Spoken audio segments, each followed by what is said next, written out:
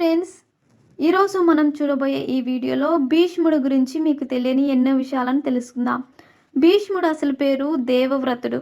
ఆయన కారణ జన్ముడు. అష్టవసువులలో ఒకడు. అష్టవసులు అనగా దేవలోకంలో ఇంద్రునికి, విష్ణువుకు సహాయంగా ఉండే శక్తివంతమైన దేవతలు.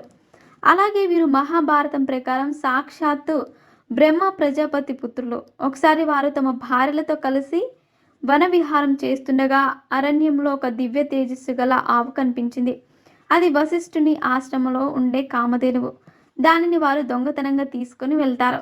వశిష్ఠుడు తన దివ్య దృష్టి ద్వారా జరిగింది గ్రహించి వారిని భూమిపై మానవులుగా జన్మించమని శపిస్తాడు.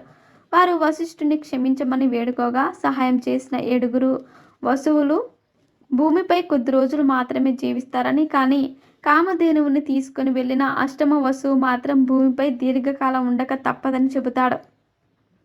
వారు ఆ శాపం గురించి ఆలోచిస్తుండగా గంగాదేవి వారి వద్దకు వస్తుంది. వారు ఆమెను మానవ రూపం ధరించి ఎవరైనా రాజును వివాహమాడి తమకు జన్మనిచ్చి పుట్టిన వెంటనే నదిలో పారవేయవలసిందిగా కోరుతారు. గంగాదేవి అందుకు అంగీకరిస్తుంది.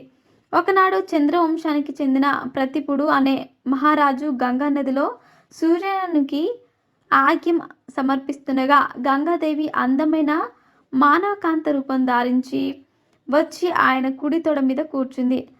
తనను మోహిస్తుందేమోనని ఆయన బాధపడి ఆమె ఎందుకు అలా కూర్చుందో అడుగుతాడు. సాధారణంగా కూతుళ్ళు, కోడళ్ళు మాత్రమే ఆమె అలా కూర్చుంటారని గంగాదేవితో చెప్పి తనకు కుమారుడు కలిగితే అతన్ని పెళ్లాడవచ్చునని సూచిస్తాడు. అది విని ఆమె అంతర్ధానమైపోతుంది. కొద్ది కాలానికి ప్రతిపునికి శంతనుడనే పుత్రుడు జన్మిస్తాడు. ఆయన ఒకసారి గంగా తీరంలో విహరిస్తుండగా మానవ రూపంలో ఉన్న గంగను చూసి మోహిస్తాడు. శంతనుడు ఆమెను పెళ్లి చేసుకోవాలంటే కొన్ని షరతులు విధిస్తుంది. దాని ప్రకారం పెళ్లి తర్వాత ఆమె ఏం చేసినా శంతనుడు అందుకు అడ్డు చెప్పకూడదని షరతు పెడుతుంది. అలా తన మాటకు ఎదురు చెప్పిన పక్షంలో ఆమె అంతర్ధానమైపోతానని శాంతనుడితో చెబుతుంది. శాంతనుడు అందుకు అంగీకరించి ఆమెను పెళ్లి చేసుకుంటాడు. కొద్ది కాలానికి వారికి ఒకరి తర్వాత ఒకరు 7 మగ సంతానం కలుగుతారు. అయితే ఆమె ఒక్క బిడ్డ పుట్టిన వెంటనే నదిలో పారవేస్తూ ఉంటుంది. ఆ 7 విషయంలోనూ ఎలాగోలా ఊరుకున్న శంతనుడు 8వ బిడ్డ విషయంలో మాత్రం ఆమెను వారిస్తాడు. ఆమె జరిగిన విషయం అంతా అతనికి చెప్పి ఆ శిశువును శంతనుడికిచ్చి అంతర్ధానమైపోతుంది. ఆ శిశువే దేవవ్రతుడు. జీవితకాలం భూమి మీద జీవించాలన్న శాపానికి గురైన 8వ వసువు గంగాదేవి జన్మనిచ్చింది కాబట్టి గంగేయుడు అని కూడా పిలువబడ్డాడు. శంతనుడి కుమారుడు కాబట్టి శాంతనవుడు అయ్యాడు. సో ఫ్రెండ్స్, చూశారుగా, శాంతన మహారాజు పుత్రుడైన భీష్ముడు గురించి మీకు తెలియని ఎన్నో విషయాలను తెలుసుకున్నారు.